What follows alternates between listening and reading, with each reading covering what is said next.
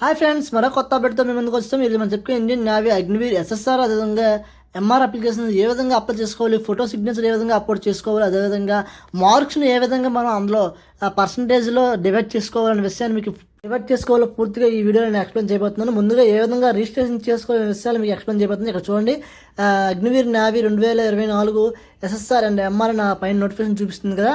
ఆ నోటిఫికేషన్ మీద మనం క్లిక్ చేసినట్లయితే ఈ విధంగా వెబ్సైట్ అయితే ఓపెన్ అవుతుంది. వెబ్సైట్ ఓపెన్ అవ్వగానే మనకి ఇక్కడ రిజిస్ట్రేషన్ అనేది ఫస్ట్ ఉంటుంది. పైన ఎల్లో కలర్ రైట్ సైడ్ ఉంటుంది. దాన్ని మనం క్లిక్ చేయగానే రిజిస్ట్రేషన్లో ఫస్ట్ ఆఫ్ ఆల్గా మన ఈమెయిల్ ఐడి అనేది అడుగుతుంది. ఈమెయిల్ ఐడి ఇవ్వాల్సి ఉంటుంది. అదేవిధంగా మనం ఒక రిజిస్టర్ మొబైల్ నెంబర్ మన దగ్గర డైలీ యూజ్ చేసే ఫోన్ నెంబర్ ఉంటుంది కదా, ఆ ఫోన్ నెంబర్ అయితే ఇవ్వాలి. ఈ రెండు ఇచ్చుకొని అదేవిధంగా మనకు 10th క్లాస్ సర్టిఫికేట్లో ఏ విధంగా నేమ్ అయితే ఉంటుందో ఆ విధంగా నేమ్ అయితే ఇవ్వాల్సి అయితే ఉంటుంది. కానీ ప్రతి ఒక్కరు 10th క్లాసు మీద ఎంఆర్ అప్లై చేస్తారు, అదేవిధంగా ఎస్ఎస్ఆర్ ఇంటర్ మీద అప్లై చేస్తారు కదా. చేసేటప్పుడు పర్సంటేజ్, ఇంటర్మీడియట్ పర్సంటేజ్ ఏ విధంగా ఇవ్వాలి, మార్క్స్ 200 మార్క్స్ ఉంటాయి, 300 మార్క్స్ ఉంటాయి మ్యాథ్స్ కాబట్టి. అది మెయిన్గా నేను ఎక్స్ప్లెయిన్ చేయబోతున్నాను. దాన్ని కూడా ఈ వీడియోలో ఉంది, కొద్దిగా ఓపిక చూడండి. ఈలోపు మన ఛానల్ ఎవరైనా సబ్స్క్రైబ్ చేయకపోయినా, లైక్ చేయకపోయినా, షేర్ చేయకపోయినా సబ్స్క్రైబ్ చేసుకోండి. అదేవిధంగా ఎస్కే కమ్యూనికేషన్ వాట్సాప్ ఛానల్ కూడా మనది ఉంది. ఆ వాట్సాప్ ఛానల్లో మీరు లాగిన్ అవ్వండి, ప్రతి నోటిఫికేషన్ మీకు అప్డేట్ అయ్యి వస్తుంది. ఓకే, ఈ విధంగా చేసిన తర్వాత ఇక్కడ కింద క్యాప్చర్ కొట్టి రిజిస్ట్రేషన్ కొడతాం. ఇక్కడ మీరు చేసిన డేటా మొత్తం ఇన్ఫర్మేషన్ రైట్ రాంగ్ ఉంటుంది, రైట్ని కొడతాం. చూడండి, ఒక లింక్ అనేది మన ఈమెయిల్ ఐడికి వెళ్ళిందని అక్కడ చూపిస్తుంది. మన ఈమెయిల్ రిజిస్టర్ ఈమెయిల్ ఐడి ఇచ్చి ఉంటాం కదా, ఆ మెయిల్లోకి వెళ్తుంది. ఆ మెయిల్ ఓపెన్ చేసి అక్కడ క్లిక్ హ్యాండ్ ఉంటుంది. క్లిక్ హ్యాండ్ కొట్టగానే కింద క్యాప్చర్ ఇస్తారు. క్యాప్చర్ కొట్టగానే మన ఫోన్ నెంబర్కి ఒక ఓటీపీ అయితే వస్తుంది. ఆ ఓటీపీని ఎంటర్ చేసి అక్కడ పాస్వర్డ్ని అయితే మనం క్రియేట్ చేసుకోవాల్సి ఉంటుంది. ఒక capital letter, small letter, symbol, number అనేది మినిమం 6 లెటర్స్ తక్కకుండా ఇవ్వాలి. ఇచ్చిన తర్వాత మనం మళ్ళీ లాగిన్లోకి వచ్చి ఇక్కడ మన ఈమెయిల్ ఐడి మనం అక్కడ క్రియేట్ చేసుకున్న పాస్వర్డ్ని ఇక్కడ టైప్ చేసి కింద క్యాప్షన్లో కొట్టి లాగిన్ అని కొట్టగానే మన లాగిన్లోకి అయితే వెళ్ళమనేది జరుగుతుంది. నేనైతే మెయిల్లోకి వెళ్ళి అవన్నీ సెట్ చేసుకున్న తర్వాత మళ్ళీ ఇందులోకి వచ్చాను. ఓకే, ఈ విధంగా వచ్చిన తర్వాత డొమినికన్ స్టేట్ ఏ విధంగా ఉంటుంది, ఆ స్టేట్ ఆంధ్రప్రదేశ్ అని ఇక్కడ సెలెక్ట్ చేసుకుంటాము. ఆంధ్రప్రదేశ్ సెలెక్ట్ చేసుకుని అదేవిధంగా రిజిస్టర్ ఈమెయిల్ ఐడి ఉంటుంది. అదేవిధంగా రిజిస్టర్ మీ ఫోన్ నెంబర్ ఉంటుంది. అదేవిధంగా మనకి ఈమెయిల్ ఐడి ఇవన్నీ ఇచ్చిన తర్వాత, స్టేట్ ఇచ్చిన తర్వాత ఇక్కడ మన ఆధార్ నెంబర్ అయితే ఆడడం అయితే జరుగుతుంది. ఆధార్ నెంబర్ని అయితే ఇవ్వాల్సి ఉంటుంది. అదేవిధంగా తొలి ఇచ్చిన ఫోన్ నెంబర్ కాకుండా ఇంకేదైనా ఫోన్ నెంబర్ మన ఇంటి వాళ్ళది కానీ మనది కానీ ఉన్నట్లయితే ఆ ఫోన్ నెంబర్ అయితే ఇక్కడ ఇవ్వాల్సి ఉంటుంది. అదేవిధంగా 10th క్లాస్ సర్టిఫికేట్లో డేట్ ఆఫ్ బర్త్ ఏ విధంగా అయితే ఉంటుందో ఆ విధంగా మనకు డేట్ ఆఫ్ బర్త్ అయితే మెన్షన్ చేయాల్సి ఉంటుంది.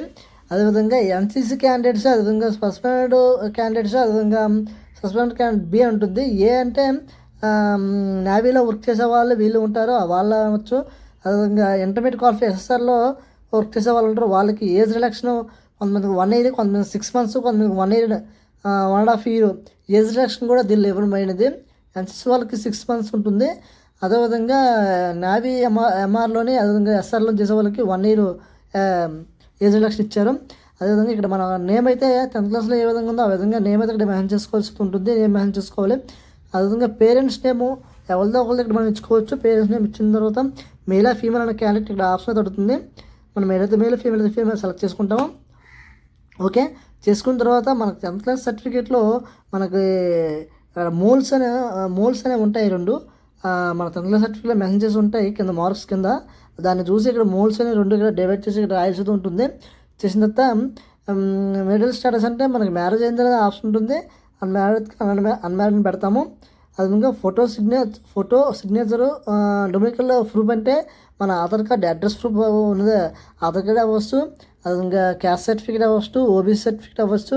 అదేవిధంగా డొమినికల్ ఫామ్ ఉంటుంది ఆఫ్లైన్, ఆ ఫామ్ ఫిల్అప్ చేసైనా మనం అప్లోడ్ చేసుకోవచ్చు. ఇవన్నింటిలో ఏదైనా మన అడ్రస్ ప్రూఫ్ని తెలియజేసేది ఏదైనా పెట్టుకోవచ్చు. అయితే ఒకటి ఫోటో అప్లోడ్ చేసేటప్పుడు ఫోటో ఆ రోజు తీసేది అయి ఉండాలి. అదేవిధంగా ఒక పలక మీద మనకి మన పేరు, డేట్ ఆఫ్ ఫోటో, మన ఫోటో ఏ డేట్ని తీసుకున్నామనేది ఆ డేట్ కూడా రాసి దాంతో ఫోటో దిగి మనకి అప్లోడ్ చేస్తూ ఉంటుంది. నా ఫోటో కూడా ఏ విధంగా అప్లోడ్ చేసామనేది చూపిస్తాను చూడండి. మీకు ఇక్కడ ఇగో ఈ విధంగా ఫోటో అయితే ఉంటుంది. క్యాండిడేట్ పలకతో పట్టుకొని రాసుకున్నది. అదేవిధంగా సిగ్నేచర్ అయితే మనకి ఉంటుంది. ఇక సిగ్నేచర్ కూడా 100 KB దాటకుండా లోపు ఉండేటట్టు సిగ్నేచర్ మనం అప్లోడ్ చేసుకోవాలి.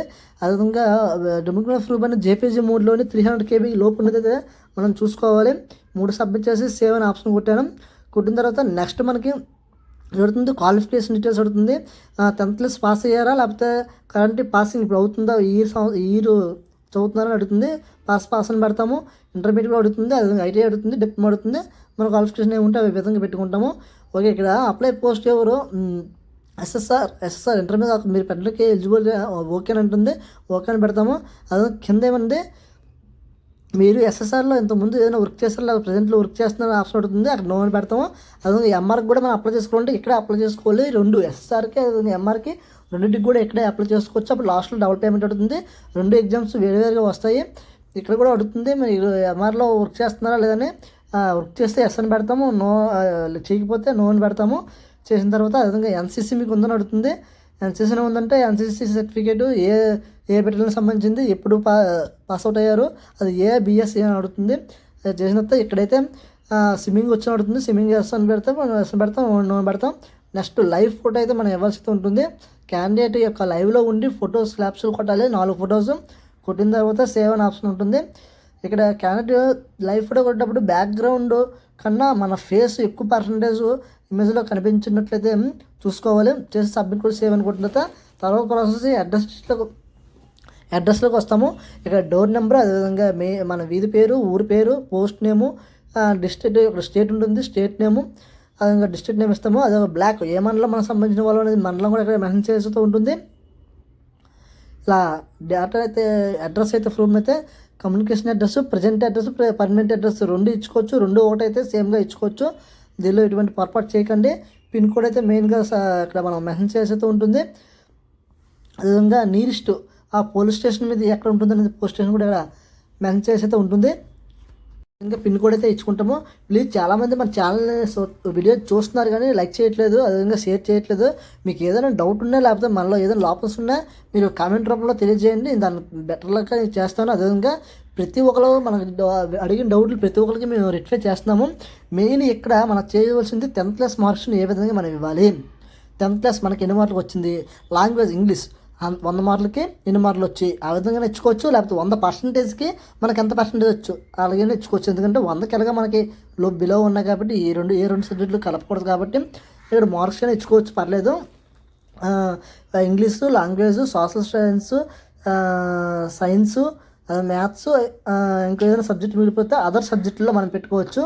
అదర్ సబ్జెక్ట్ మనం ఇక్కడ మెన్షన్ చేసి ఇవ్వచ్చు. అదర్ సబ్జెక్టులో ఇంకేంటే హిందీ ఒకటి మిగిలిపోతుంది, ఆ హిందీనే అదర్ సబ్జెక్ట్లో పెట్టుకోవచ్చు. 10th క్లాస్లో మార్కులు అప్లోడ్ చేసినప్పుడు ఎవరికి ఎటువంటి డౌట్ రాదు. కానీ ఇంటర్మీడియట్ మార్కులు అప్లోడ్ చేసేటప్పుడు మ్యాథ్స్ 3 ఉంటాయి, AB, 2A, 2B అని. ఈ 4 కలపాలి. ఒక సబ్జెక్టు 150కి, అలాగే 4 మ్యాథ్స్ 4 ఉంటాయి. 300 మార్క్స్ డివైడెడ్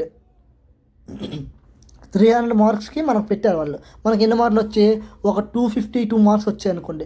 252 డివైడెడ్ 300 ఇంటూ 100 చేస్తే మనకి పర్సంటేజ్ రూపంలో వస్తుంది కదా. మనకు పర్సంటేజ్ ఎంత వస్తుంది, మినిమం ఒక 86%, 90% వస్తుంది.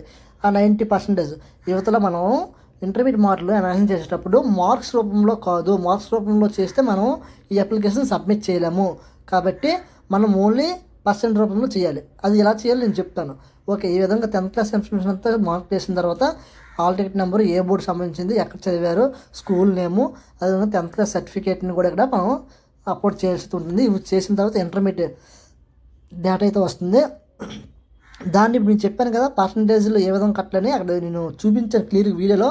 ఎవరు కంగారు పడకండి, ఎవరు దీనికోసం అంత నీట్గా ఎక్స్ప్లెయిన్ చేయలేదు. మన ఛానల్లో మాత్రమే ఈ వీడియోని మరీ ఒక రోజు లేట్ అయినా 2 రోజులు లేట్ అయినా నీట్గా ఎక్స్ప్లెయిన్ చేయడం జరిగింది. ఎక్స్ప్లెయిన్ చేశాను కూడా, మీకు ఎటువంటి డ్యూటీ రాదు. చూడండి, ఇక్కడ ఇంగ్లీష్ ఫస్ట్ 200 మార్క్స్ చేశాను. First year 100, second year 100. Okay, బాగుంది. అలాగైతే 131 మార్క్స్ వచ్చి మార్క్స్ ఓపెన్ చేశాను. కానీ మ్యాథ్స్ అక్కడ ఎంత 300 మార్క్స్ వస్తుంది. 300 మార్క్స్ చేస్తే ఇక్కడ తీసుకోదన్నమాట. ఇక్కడ 100 లేదా 200 తీసుకుంటుంది. మీరు చెక్ చేయండి కావాలంటే 100 లేదా 200 తీసుకుంటుంది. అప్పుడు 300 మార్క్స్ తీసుకోవట్లేదు, అప్పుడు అప్లికేషన్ సబ్మిట్ చేయలేము. కాబట్టి ఇంగ్లీష్ ఎన్ని మార్కులు వచ్చాయి, 200 మార్క్స్ వచ్చాయి. 200 మార్క్స్ మనకి ఎన్ని వచ్చాయి, 150 వచ్చాయి. 150 డివైడెడ్ 200 ఇంటూ 100 వేసుకుంటే మనకు పర్సంటేజ్ వస్తుంది.